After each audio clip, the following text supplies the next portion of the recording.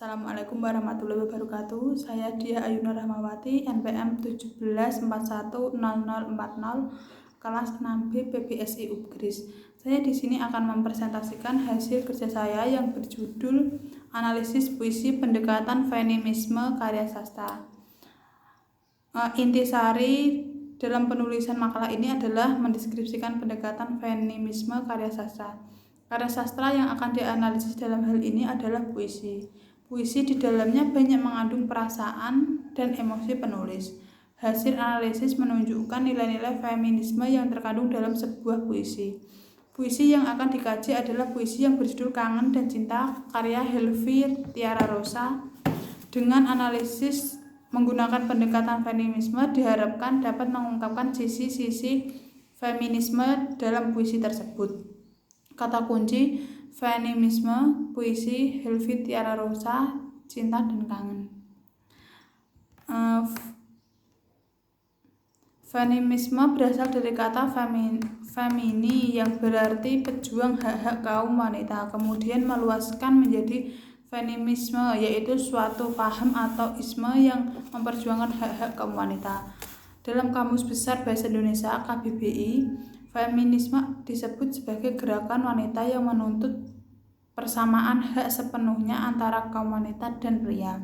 Definisi secara leksikal ini telah membawa pemahaman yang keliru di kalangan masyarakat.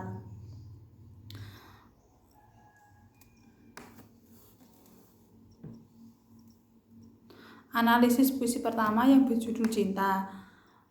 Yang pertama, tema puisi ini adalah cinta. Hal ini bisa kita lihat dari banyaknya penggunaan kata cinta dalam puisi ini, seperti pada lirik Aku Mencintaimu Sejak Waktu, Sejak Bumi, Sejak Sukma, Sejak Bayi, atau Sepotong Diam yang hanya tak henti mencintai.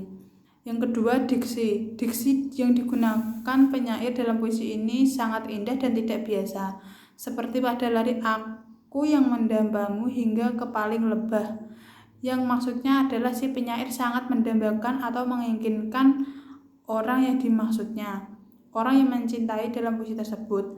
Dan pada lirik Hanya Sepotong Diam, aku hanya tak henti mencintai, yang maksudnya adalah sang penyair hanya bisa memendam perasaannya. Yang ketiga, gaya bahasa. Gaya bahasa yang dominan dalam puisi ini adalah hiperbola. Bisa dilihat dari lirik pertama dan kedua, Aku Mencintaimu Sejak Waktu, Sejak Bumi, Sejak Sukma, Sejak Bayi, dan Aku Mencintaimu sampai laut, sampai langit, sampai darah, sampai mati. Sangat berlebihan. Yang keempat, rima dan irama. Dalam puisi ini penyair tidak menggunakan rima seperti a atau ab. Dalam puisi ini tidak terkait rima, namun di beberapa tempat puisi ini memiliki irama seperti pada lirik pertama dan kedua puisi ini. Pendekatan feminisme. Setelah membahas sedikit struktur dari puisi ini, selanjutnya kita akan melihat puisi dari segi feminismenya. 1. Wanita ingin mencintai apa adanya. Dalam puisi tersebut jelas bahwa perempuan ingin dicintai dengan apa adanya mereka. Hal ini tergambarkan pada lirik Panggil Aku Cinta atau Bukan. Aku bukan wanita khayalanmu. Kata panggil aku cinta adalah bukti bahwa perempuan ingin dicintai. Dan kata aku bukan wanita khayalanmu adalah bukti bahwa wanita ingin dicintai apa adanya, bukan seperti gambaran wanita yang ada di benak banyak lelaki yang cantik dan model putih seperti salju, anggun seperti putri, dan lain-lain. Yang kedua adalah wanita adalah sosok pecinta dalam diam. Sosok wanita dalam puisi tersebut digambarkan menjadi sosok yang sangat mencintai. Namun karena puisi atau berinteraksi dengan orang yang dicintainya, keberadaannya jadi seperti ada atau tiada di mata orang yang mencintainya. Hal itu karena kebanyakan wanita mencintai pria hanya dalam diam atau tak berani mengungkapkan. Hal ini dijelaskan pada lirik Sebab Aku Mungkin Ada atau Sebab Aku Mungkin Hanya Tiada. atau sepotong diam yang hanya berhenti mencintai.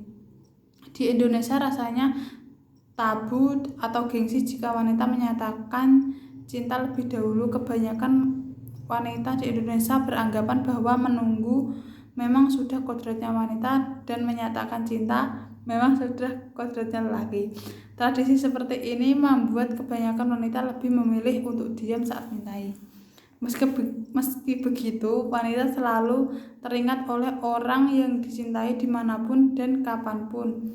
Hal ini tergambar pada lirik "Setiap hari kucatat dan kupotret kau dalam batin" atau "Kau menempel di buku-buku, di televisi, di gedung dan panggung pertunjukan, juga pada angin dan debu, pada nafsu."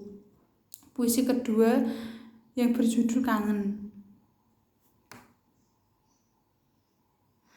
Analisis pendekatan feminisme. 1. Tema puisi ini adalah kerinduan. Walau tidak ditulis secara tersurat, tapi hal ini tergambar dengan jelas secara tersirat.